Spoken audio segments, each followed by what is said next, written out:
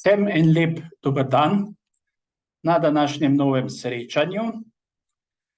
Danes bomo predstavili eno od naših e-priročnikov oziroma e-knjig, ki smo jo izdali tudi marca 2023, isto tako kot prejšnjo knjigo oziroma prejšnji e-priročnik Pravo za vsakogar. In sicer je to priročnik Javno naročanje od A do Ž, vodnik skozi postopek javnega naročanja. Moje ime je Matjaž Kovač, sem avtor tega e-priročnika. Priročnik pa izdajamo v okviru podjetja Lexiakov oziroma v okviru Lexiakov založbe. Torej, kot sem že navedel na začetku, danes bo potekala predstavitev tega e-priročnika, ki se ukvarja z eno perečo tematiko oziroma perečo temo, to so seveda ta naša javna naročila. Zakaj je to pereča tema? Zaradi tega, ker v bistvu javna naročila so vedno kamen spotike. Če pogledamo od začetka Republike Slovenije, nastanka Republike Slovenije, smo na področju javnega naročanja izvedli že nekaj reform. Imeli smo pravzaprav 3 zakone, ZJN-1, ZJN-2 in pa ZJN-3.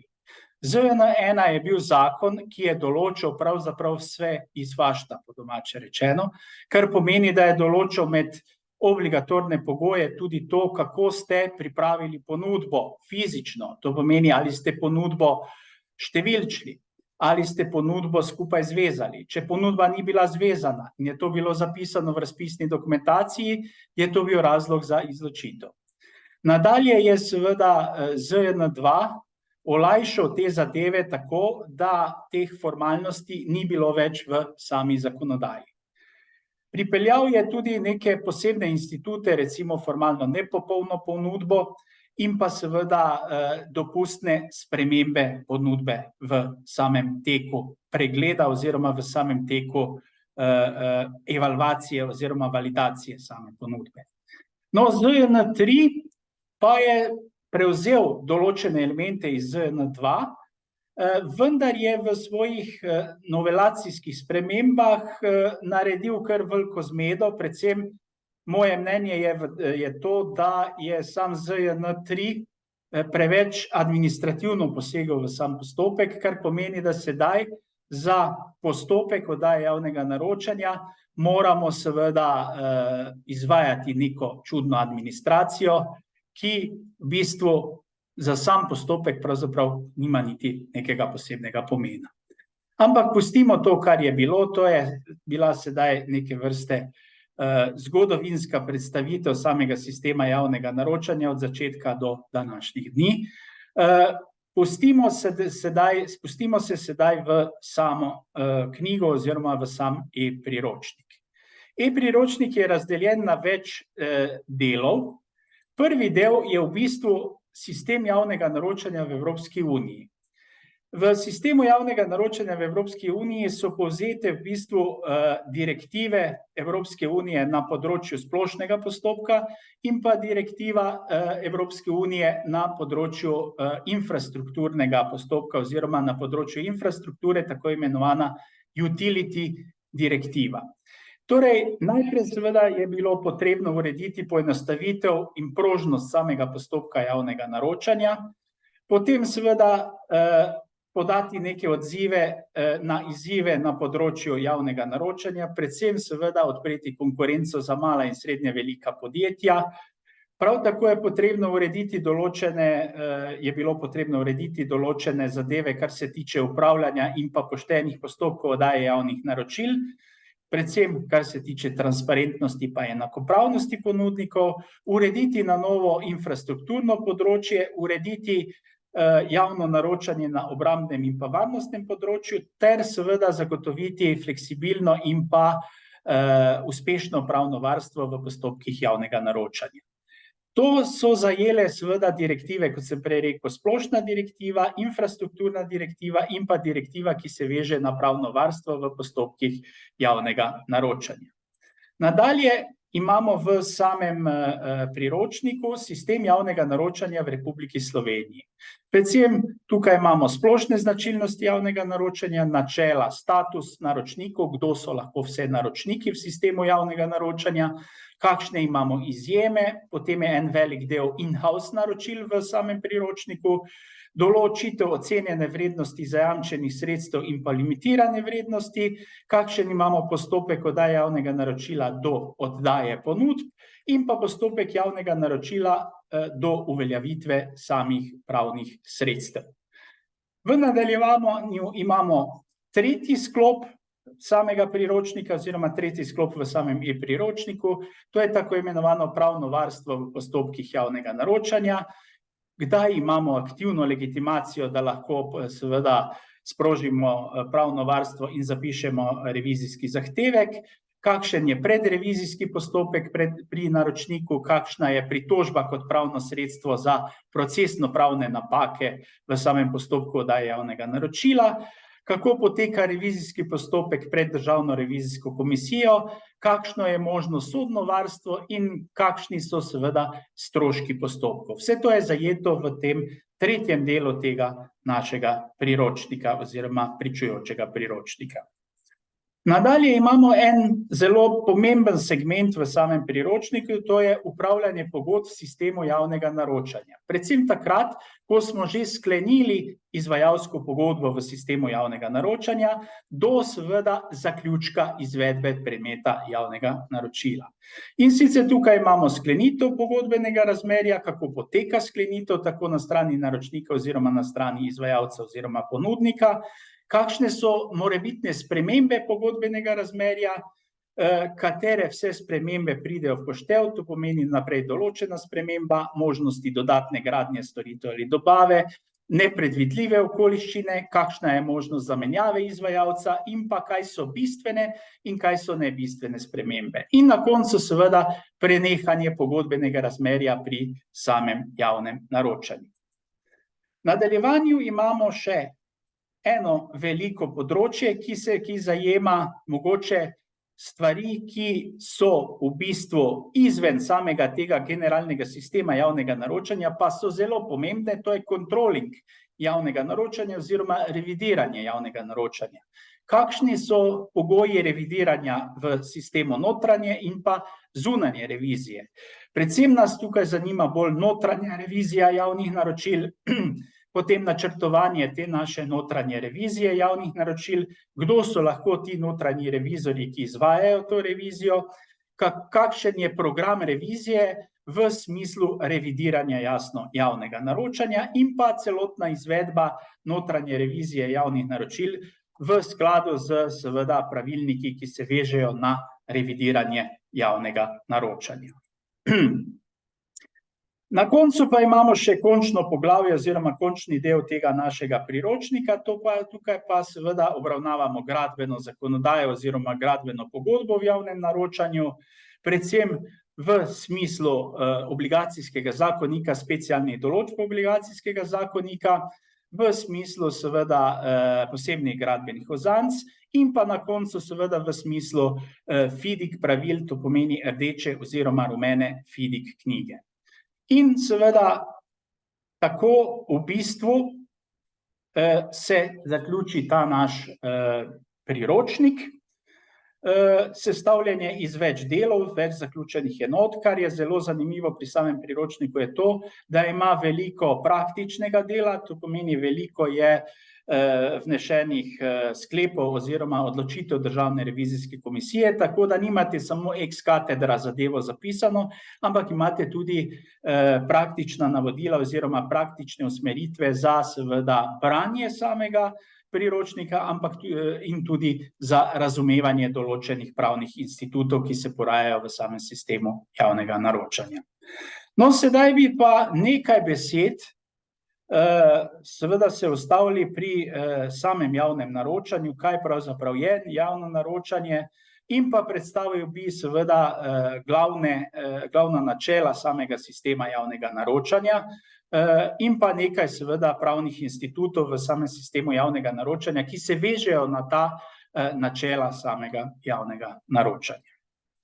Torej, če hočemo vedeti, kam spada sistem javnega naročanja, je potrebno seveda sistem uvrstiti v širši kontekst, predvsem pa v pravni red oziroma v pravni sistem.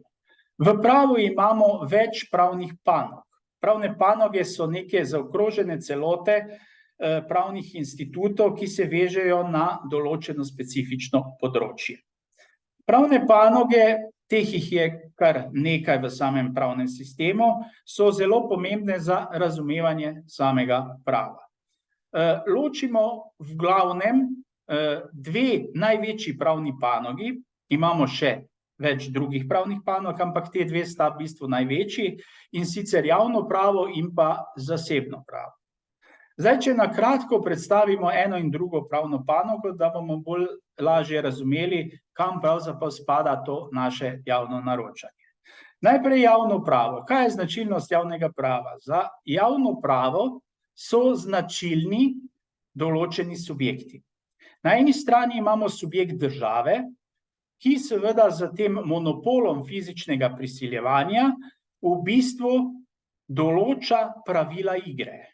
Država sama z tem monopolom fizičnega prisiljevanja oblikuje pravne norme. Te pravne norme so v večini primerov kogentnega značaja, to pomeni striktnega značaja.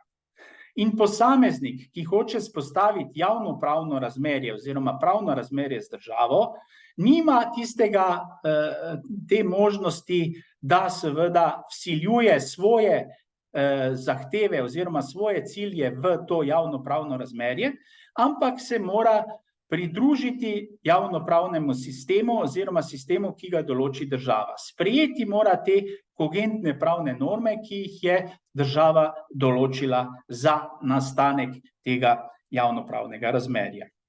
Če pogledamo recimo eno javno naročanje, specifično javno naročanje recimo na področju gradbeništva, to je seveda naročanje gradnje, imamo za javno pravo seveda javnopravno zakonodajo, ki jo moramo upoštevati.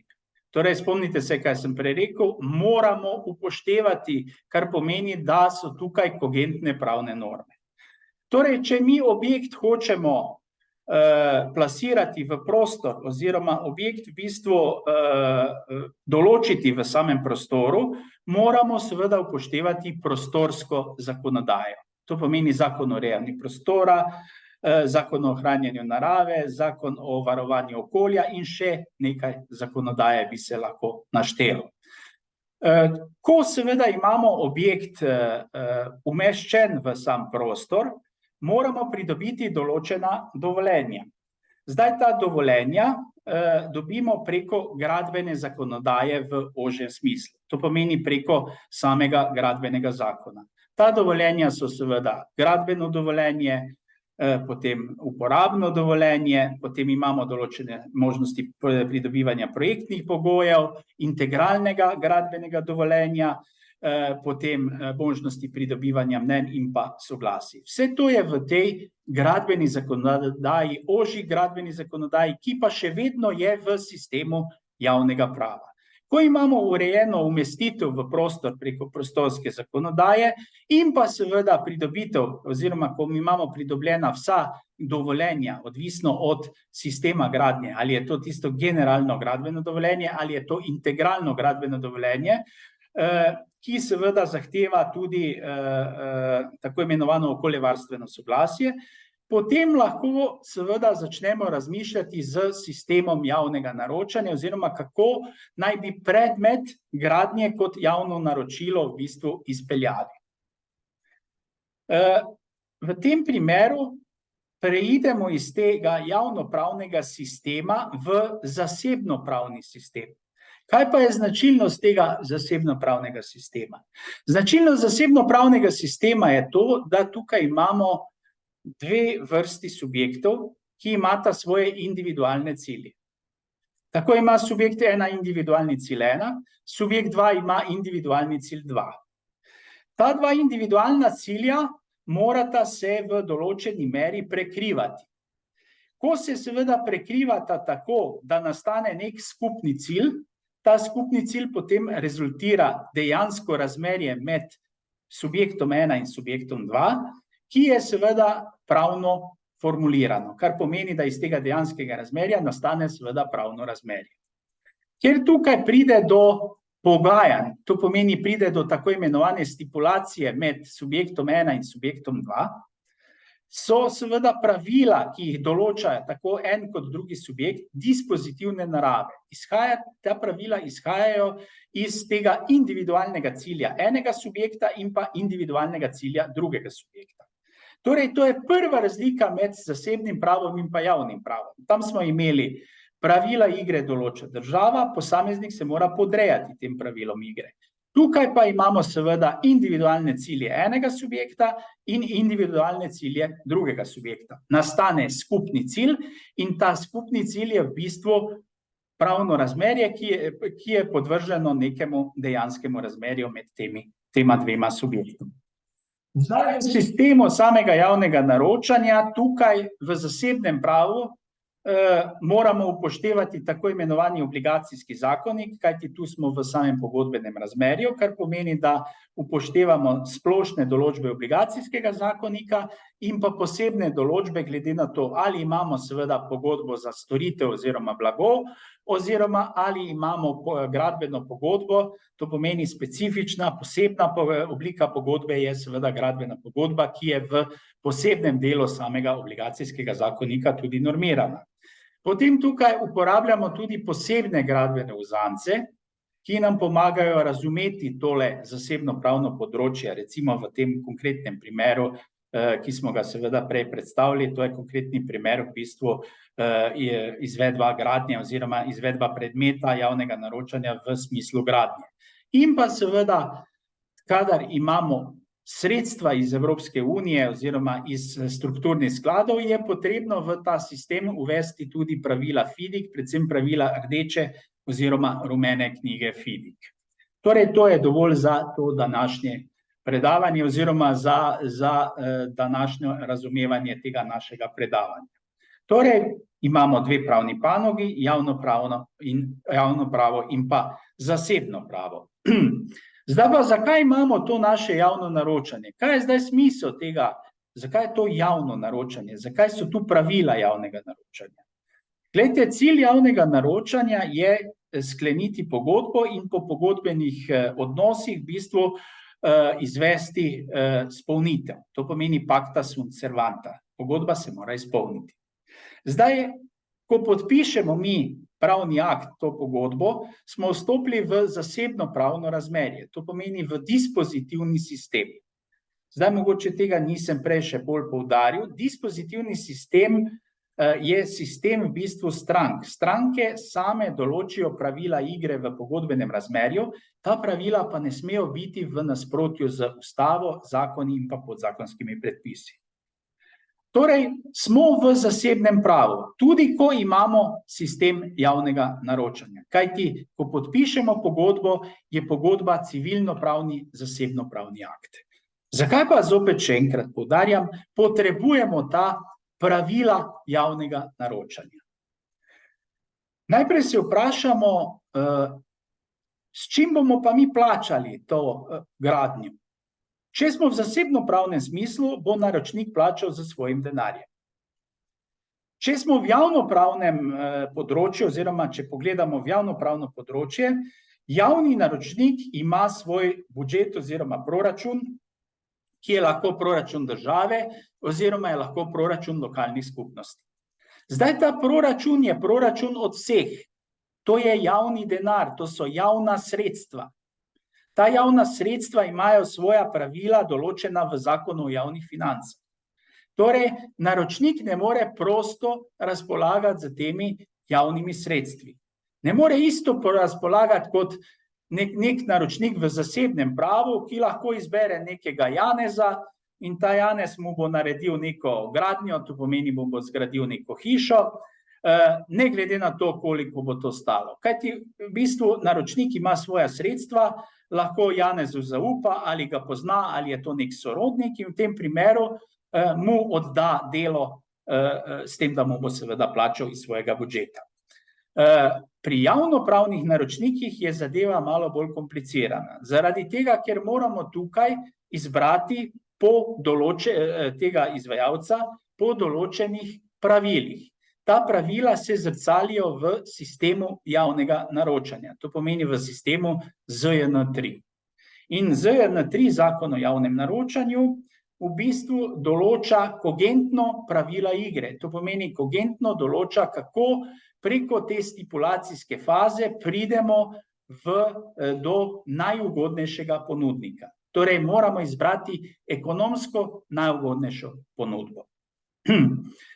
Zdaj pa ni dovolj, da mi poznamo samo Zakon o javnem naročanju ZJN-3 in pa Zakon o javnih financah, ki imamo podlago za financiranje samega sistema javnega naročanja. Ravno zaradi tega, ker javni naročniki nimajo svojih lastnih financ, ampak imajo finance od vseh, je potrebno seveda upoštevati tudi določene položaje teh javnih naročnikov, predvsem vodstev teh javnih naročnikov. Kar pomeni, da seveda, recimo, če jaz ne bom trošil svojega denarja, mi je pač figo mar, kako se bo ta denar seveda potrošil. Kajti, če bi skrbel za svoj denar, oziroma če bi to bil moj denar, bi preklemansko natančno pogledal, kdo bo ta partner, ki bo izdelal samo naročilo oziroma predmet tega naročanja. Ker pa imam to tuj denar od vseh nas, pa me seveda briga, kdo bo ta izvajalec, oziroma bom pač dal Jožetu, tistemu prejšnjemu, ki smo ga predstavili, zaradi tega, ker smo se že dogovorila. Sej me ne briga, ker to ni moj denar. Jože bo mogoče dvignil ceno, tudi država bo poplačala. Zaradi tega imamo parcialno zakonodajo tudi v sistemu javnega naročanja. Kar pomeni, da je potrebno upoštevati poleg Zakona o javnem naročanju tudi seveda določene druge zakonske akte. In tukaj pride seveda najprej Zakon o dostopu do informacij javnega značaja. Torej, celoten postopek oddaje javnega naročanja je podvržen javnosti, ampak vse dotlej, dokler mi nimamo pravnomočne odločitve, je ta postopek seveda tajen. To pomeni, vse zadeve, ki tečejo v postopku oddaje javnega naročanja do pravnomočne odločitve, potekajo med naročnikom in pa ponudniki, ki so oddali ponudbo. Ko pa imamo pravnomočno odločitev, pa lahko vsakdo v skladu z pravili Zakona o dostopu do informacij javnega značaja vstopi v ta postopek oziroma lahko pregleda dokumentacijo. Kajti dokumentacija od takrat dalje je javna. To je vendar pazljivo. Ne vsa. Poslovna skrivnost ni javna. Osebni podatki niso javni. Prav tako tudi tajni podatki niso javni. Torej, imamo določene omejitve. Nadalje imamo tukaj Zakon o integriteti in preprečevanju korupcije. Ravno zaradi tistega prej, kaj sem rekel, da imamo seveda zastopnike naročnikov, javnih naročnikov, ki seveda smatrajo, da to ni njihov denar, ampak je denar vseh in lahko delajo z tem denarjem, kaj hočejo, je potrebno seveda upoštevati v tem primeru integriteto. To pomeni povezanost s samim sistemom ter seveda preprečevati koruptivna dejanja. Ko nastanejo oziroma je možnost nastanka koruptivnega dejanja, je potrebno seveda odreagirati. Zato imamo Zakon o integriteti in pa preprečevanju korupcije. In na koncu seveda se zadeva, sedaj smo tukaj predstavili v bistvu nevarnosti ali pa omejitve na strani naročnika, sedaj pa lahko predstavimo omejitve na strani ponudnikov, ki jih moramo upoštevati. Tukaj pa imamo Zakon o omejevanju preprečevanja konkurence. 6. člen Zakona o omejevanju preprečevanja konkurence določa, da v sistemu javnega naročanja ne sme biti kartelnih dogovorov. In kaj se zgodi, če nastanejo kartelni dogovori? Malo več o teh kartelnih dogovorih, takrat, ko bomo prišli do same vsebine konkurence in pa zaupnosti pri načelih. Torej, Ne samo zakon o javnem naročanju, ampak potrebno je upoštevati celotno sistemsko zakonodajo na tem področju. In ne samo javno pravno zakonodajo, ampak tudi zasebno pravno zakonodajo. Zdaj, postopek javnega naročanja poteka v 3 večjih fazah. To trojstvo preveva celoten sistem javnega naročanja, od začetka do konca. Prva faza v sistemu javnega naročanja je prednaročniška faza.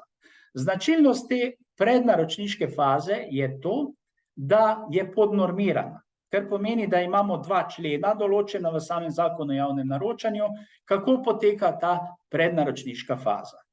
V prednaročniški fazi moramo seveda določiti potrebe.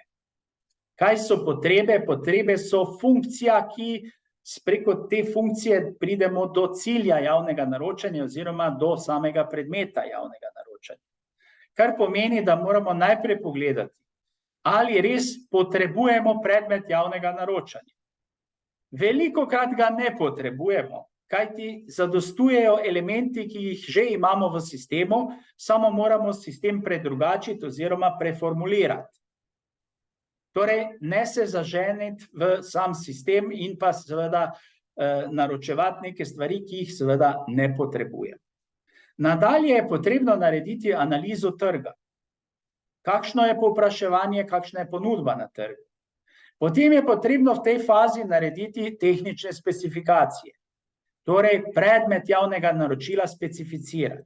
Naročnik ponavadi ve, kaj bo naročil, tako v oblaku in clouds, bi se reklo, ne ve pa natančno tehnično, kaj pravzaprav vsebuje ta predmet. Zato je tukaj potrebno izvesti strokovni dialog z potencialnimi kandidati. Pazljivo pri strokovnem dialogu, upoštevati je potrebno načelo transparentnosti in pa načelo enakopravnosti ponudnikov. In že smo v drugi fazi javnega naročanja, tako imenovani stipulacijski naročniški fazi. Tukaj z pravili javnega naročanja, ki so večinoma kogentne narave, izberemo najugodnejšega ponudnika. Tudi tukaj imamo trojstvo, kajti ko oblikujemo razpisno dokumentacijo, ki je alfa in omega za to stipulacijsko naročniško fazo, imamo seveda tukaj pogoje za sodelovanje, izključitvene razloge in pa merila za ekonomsko najugodnejšo ponudbo. Torej vidite zopet trojstvo v sistemu javnega naročanja. In pa seveda izvajalska faza. Ta faza pa nastane takrat, ko že podpišemo pogodbeno razmerje. V tej fazi je možno spremeniti pogodbo o javnem naročanju brez novega javnega naročila, če upoštevamo vse pogoje, ki jih imamo v prvem odstavku 95. člena zakona o javnem naročanju. In končna faza, končni produkt samega javnega naročanja je seveda izvedba. To pomeni izpolnitev pogodbenega razmerja. Ali je to dobava blaga, ali je to izvedba neke storitve, ali je to seveda izvedba neke gradnje, izgradnja nekega predmeta ali pa izgradnja nekega stolpa, izgradnje neke hiše, neke hale. Vse to je določeno zopet v predmetu samega javnega naročila. Torej, zapomnite si 3 faze v sistemu javnega naročanja in to trojstvo v bistvu preveva celoten postopek, ne samo do sklepanja pogodbe oziroma do sklenitve pogodbenega razmerja, ampak tudi do konca, do takrat, ko seveda preko samega pogodbenega razmerja pridemo do izvedbe predmeta pogodbe. No, in če pogledamo načela samega sistema javnega naročanja, kaj so pravzaprav načela? Načela so splošni elementi oziroma splošni aksiomi, ki prevevajo določeno podpanogo ali določeno pravno panogo. Načela uporabljamo tudi takrat, kadar imamo sive cone ali pa pravne praznine, da zapolnimo te sive cone oziroma da zapolnimo te pravne praznine. In eno od najpomembnejših načel je načelo gospodarnosti, ekonomičnosti in uspešnosti. Tukaj manjka še eno najpomembnejše načelo v sistemu. To najpomembnejše načelo je načelo zakonitosti. Po zakonu. Žal, ponavadi se sliši, da če že ne gre drugače, pa po zakonu, predvsem kar se tiče tega našega javnega naročanja, ampak nikakor ne smemo to sprejeti. In seveda ta dva načela sta najbolj problematična. Zakaj? Predstavljajte si, da vam crkne mobitel ali pa da vam crkne monitor. V tem primeru seveda vzamete 300 €, greste kupiti monitor in ga že imate čez pol ure vklopljenega. To je načelo gospodarnosti, ekonomičnosti, uspešnosti, učinkovitosti. Učinkoviti ste, ekonomični ste, ker ste verjetno malo pogooglali, pa ste videli, da monitor stane 300 € in ste gospodarni. To lahko naredite v zasebnopravnem sistemu. Ja, zakaj je pa problem v javnopravnem sistemu? V javnopravnem sistemu je pa potrebno upoštevati načelo zakonitosti in sicer, da je vse potrebno izvesti v skladu z zakonom o javnem naročanju.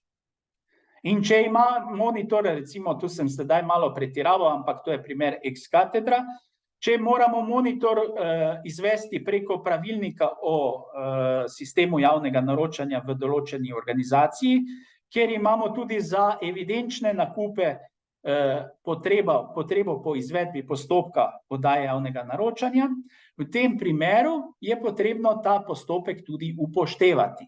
Kar pomeni, da po načelu zakonitosti vam bo ta monitor stal 600 € in priključili ga boste čez teden dni ali pa še pozneje. Torej, ekonomičnost in pa zakonitost bi morala biti v sosledju, kar pomeni v nekem razmerju, se bi morala prekrivati, ampak dejansko sta v bistvu vsak na svoji strani. In dokler bosta ta dva načela vsak na svoji strani, bomo imeli jasno težave v sistemu, predvsem pa v sistemu javnega naročanja. Kaj zdaj pomeni to načelo gospodarnosti, ekonomičnosti in uspešnosti? Naročnik mora izvesti sam sistem javnega naročanja tako, da zagotovi gospodarno, učinkovito porabo javnih sredstev, to niso njegova sredstva, uspešno doseže cilje svojega delovanja, ki so določeni v skladu z predpisi, predvsem z zakonom o javnem naročanju in pa zakonom o javnih financah. Torej, gospodarnost je doseganje najnižjih stroškov ob nekih načrtovanih ciljih. Učinkovitost je, ko imamo najmanjši input in dobimo največji output. Uspešnost je pa stopnja, do katere se doseženi cilji določene dejavnosti oziroma razmerje med predvidenimi cilji in pa dejanskimi cilji, ki smo jih dosegli v nekem določenem razdobju. Gospodarnost, ekonomičnost in uspešnost v javnem naročanju se lahko izvaja preko skupnih javnih naročil. To pomeni, da recimo letalske karte ne izvajajo javni naročniki na posameznih ministrstvih, ampak je eno ministrstvo skupno, ki bo nabavilo letalske karte. Potem gospodarnost, ekonomičnost in uspešnost je možna pri oddajanju javnih naročil po sklopih. Torej, eno enotno javno naročilo se lahko odda po sklopih, znotraj samega javnega naročila se oblikujejo celote, ki se oddajajo posamično, to pomeni po sklopih. To je seveda zelo prikladno za mala oziroma srednje velika podjetja, predvsem, če imamo to generalno javno naročilo usmerjeno oziroma sestavljeno bolj komplicirano, kar pomeni, da lahko seveda mala oziroma srednje velika podjetja pridobijo te sklope in s tem nadalje konkurirajo v sistemu javnega naročanja, če uspešno seveda izvedejo te sklope. Kar se tiče sklopov, so seveda še določena pravila, in sicer pravila, ki se vežejo na ocenjeno vrednost, ampak na te zadeve sedaj trenutno nimamo časa, da bi seveda se bolj poglobljeno spustili v ocenjeno vrednost in pa zajamčena sredstva. Torej, lahko povemo, ocenjena vrednost je vrednost enotnega javnega naročila, kar pomeni, da na osnovi ocenjene vrednosti mi potem določimo postopek oddaje javnega naročila. Zajamčena sredstva so pa sredstva, ki jih ima naročnik takrat, ko izbere najugodnejšo ponudbo in odda odločitev o izboru najugodnejše ponudbe. Nadalje je zelo pomembno načelo transparentnosti in pa javnosti v sistemu javnega naročanja. Torej, ponudnik mora biti izbran na nek pregleden način in po predpisanem postopku, ki sledi Zakonu o javnem naročanju. Postopki so javni in za to javnost postopkov je omogočen portal javnega naročanja in pa portal EJN, ki ga vodi Ministrstvo za javno upravo.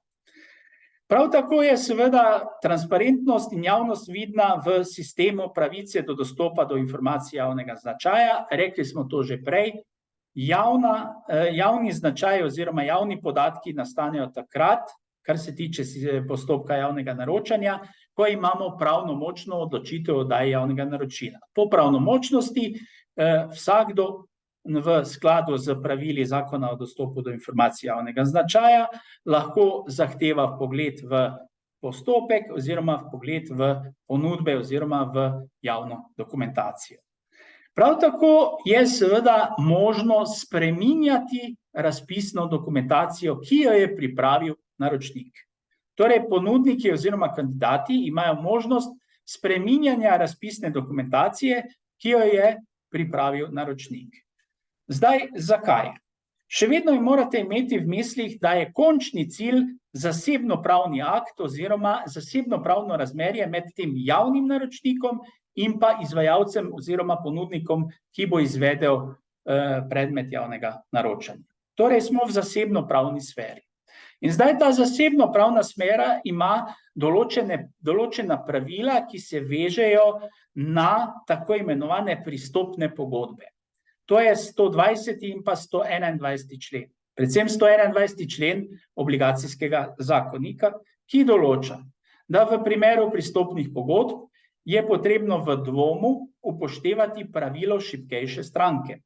Kar pomeni, če smo v dvomu, je potrebno razsoditi v korist šibkejše stranke. To je tista stranka, ki je pristopila takšni pogodbi, tej pristopni oziroma adhezijski pogodbi. To so recimo kreditne pogodbe, pogodbe recimo potrošniških kreditov, bančnih kreditov, potem so tukaj zavarovalne pogodbe, vse to so v bistvu adhezijske pristopne pogodbe. In isto je z razpisno dokumentacijo. Razpisna dokumentacija je tako imenovana adhezijska dokumentacija.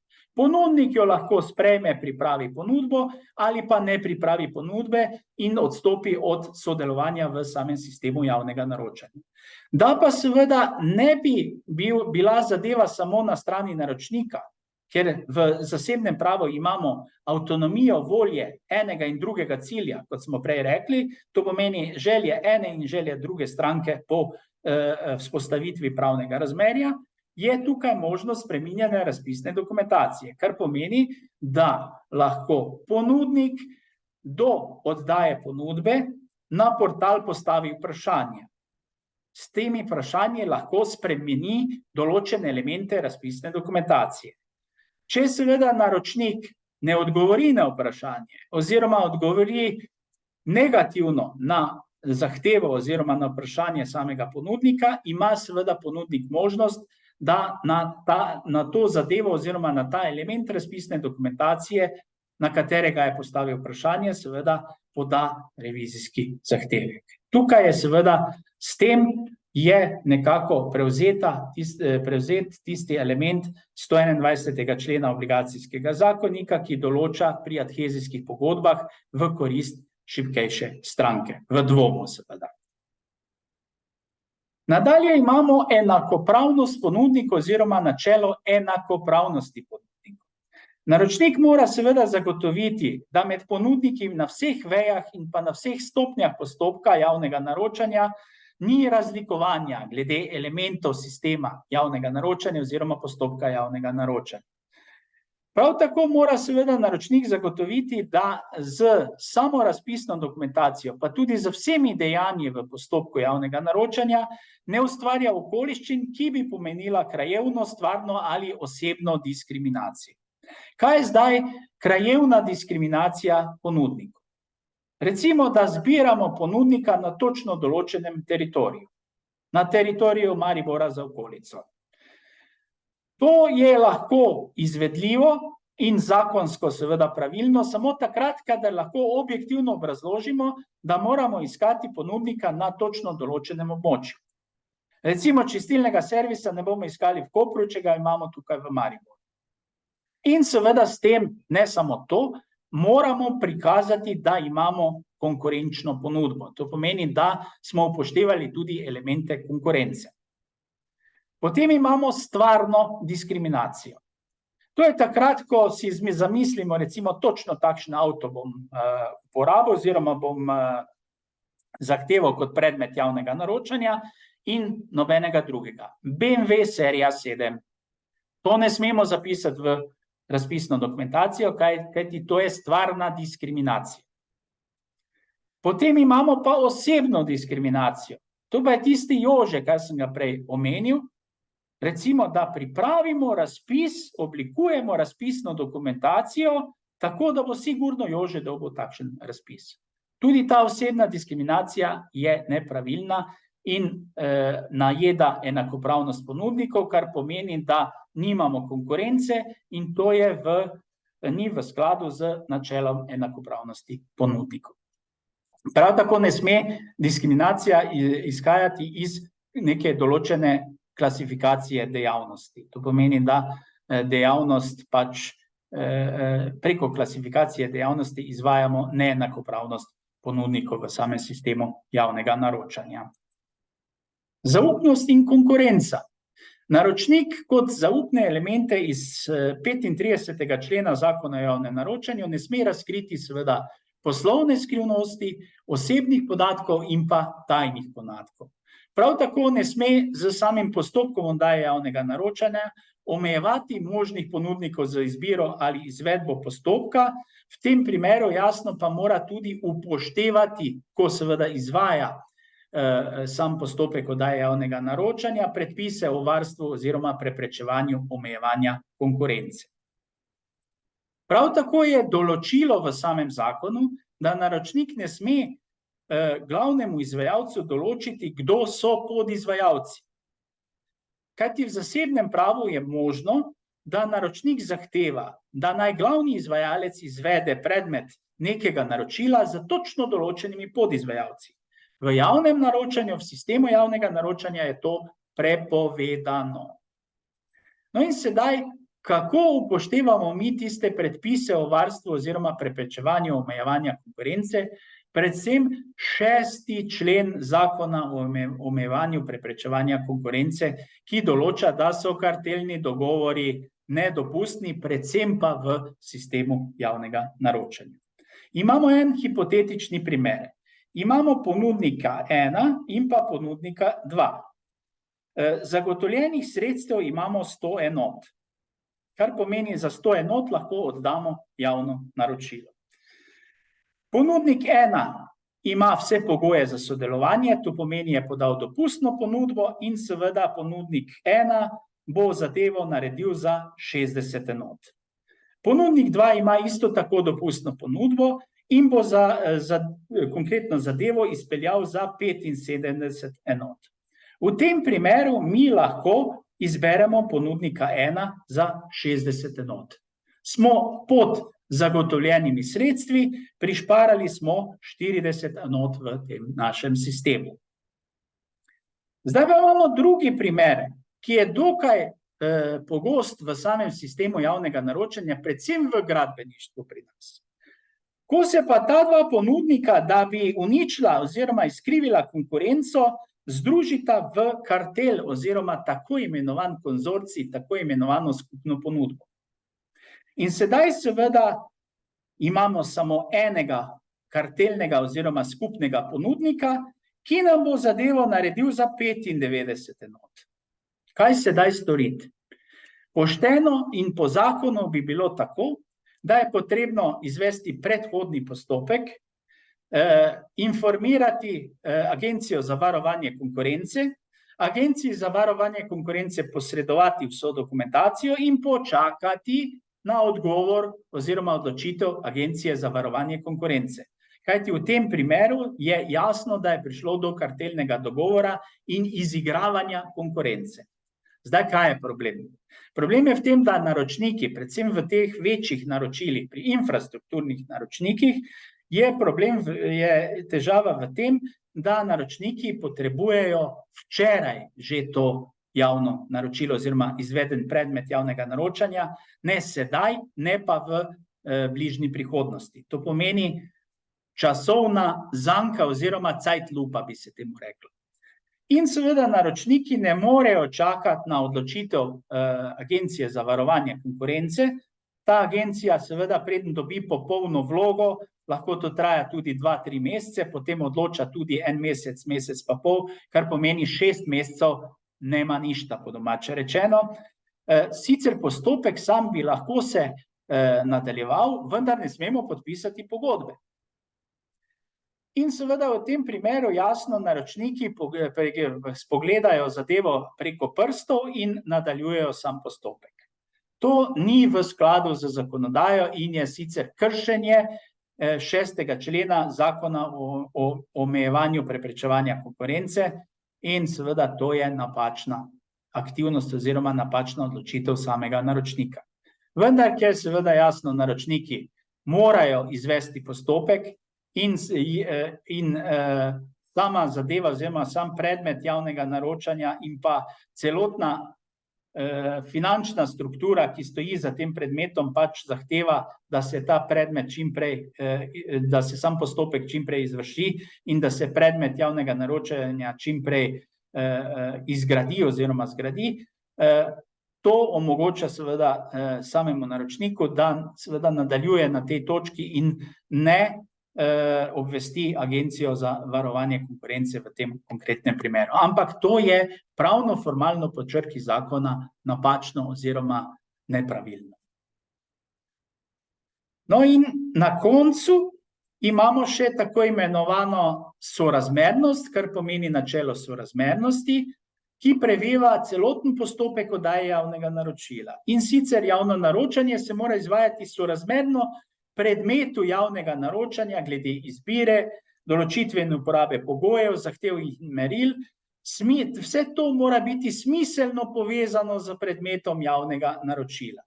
Ko mi določimo recimo tehnične in kadrovske pogoje, je potrebno te pogoje določiti v skladu z predmetom javnega naročanja. Ko vidimo, da imamo tam 25 kadrovskih pogojev, je to že alarm, v sami razpisni dokumentaciji je to že alarm, da z tem naročilom nekaj ni v redu.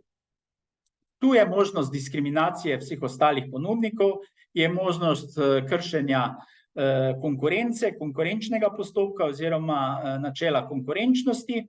Vse to je možno seveda tukaj v tem primeru videti, če imamo več kot recimo 5 ali pa 6 kadrovskih zahtev. Za neka manjša javna naročila je čisto dovolj, da imamo eno referenco za podjetje oziroma za ponudnika in pa eno ali pa 2 kadra kot referenčni pogoj. Torej, izbrana sredstva morajo biti primerna, uporabna in pa možna, sredstva za doseganje ciljev morajo biti potrebna in nujna in pa potreben je obstoj proporcionalnosti med prizadeto pravico tega posameznika in pa ustrezno koristjo, ki izhaja iz samega postopka, iz tega javnega postopka oziroma iz postopka oddaje javnega naročila. Sorazmernost ni samo na kadrovskih in pa tehničnih pogojih, sorazmernost imamo tudi na ekonomskih in finančnih pogojih. Ne smemo zahtevati neko visoko boniteto, če lahko predmet javnega naročila uspešno in brez nevarnosti izvedemo z neko nižjo zahtevano boniteto od samega ponudnika. Isto podobno je pri zavarovanju dejavnosti oziroma zavarovanju aktivnosti samega ponudnika. V tem primeru ne smemo zahtevati neke visoke zavarovalne vsote, če je dovolj neka proporcionalna, sorazmerna zavarovalna vsota, ki se veže na predmet samega javnega naročanja, naj si bo to seveda blago, naj si bo to neka storitev ali pa seveda izvedba določene gradnje. Tako, s tem smo zaključili to kratko predstavitev teh naših javnih naročil. Upam, da sem bil jasen in razumljiv. Želel sem predstaviti načela samega javnega naročanja in pa na začetku umestitev samega sistema javnega naročanja, ki je neke vrste sui generis sistem, kajti prehaja iz javnopravne vsebine preko te stipulacijske faze v zasebno pravno sfero oziroma zasebno pravno vsebino. Cilj samega javnega naročanja pa ni podpis pogodbe, ampak je izvedba, to pomeni spolnitev, to pomeni dobava blaga, izvedba storitve v skladu z zakonodajo oziroma v skladu s pogodbo in pa izvedba gradnje. Torej, kot sem rekel, priročnik je bil izdan marca 2023, najdete ga na www.kobo.com. Cena je primerna priročniku, priročnik ima skoraj 300 strani, 44,90 € in oglejte si vsebino tega priročnika. Tele strani priročnika oziroma ene vsebinske strani priročnika, predstavitvene strani priročnika so na Kobo tudi predstavljene, tako da poglejte na Kobo. Mislim, da je priročnik dokaj uporaben, kar pomeni, da seveda poleg tistega teoretičnega dela imamo veliko praktičnega dela, to pomeni podprtje z primeri, podprtje tudi z sklepi in pa odločitvami Državne revizijske komisije in seveda usmerjanje tako za delo tistih, ki se seveda aktivno ukvarjajo z javnim naročanjem, kot za vse ostale, ki jih zanima sistem javnega naročanja, kam gre naš denar, kako troši država naš denar in kaj dobimo za ta naš denar. To pomeni, to so tri pomembna vprašanja, na katera na žalost država oziroma vlade zelo težko odgovorijo. Torej, jaz se bi vam zahvalil za, ne bomo rekli sodelovanje, ampak poslušanje tega našega video prispevka oziroma video predstavitve. V nadaljevanju bomo verjetno še izdali nekaj takšnih e-priročnikov, ker je to post festum narejeno, izdan je že priročnik sklepanje pogodb in pa seveda priročnik upravljanje zasebnega sektorja. V prihodnosti bom tudi tukaj pri teh dveh priročnikih pripravil predstavitev. Na tej točki se vam danes poslavljam, vam želim vse dobro in poglejte si ta priročnik oziroma prelistajte malo te vsebinske strani in si ga privoščite, kajti priročnik je zelo primeren za vaše delo, tudi če niste vpleteni v sam sistem javnega naročanja. Hvala vam za poslušanje in vidimo se ob priliki.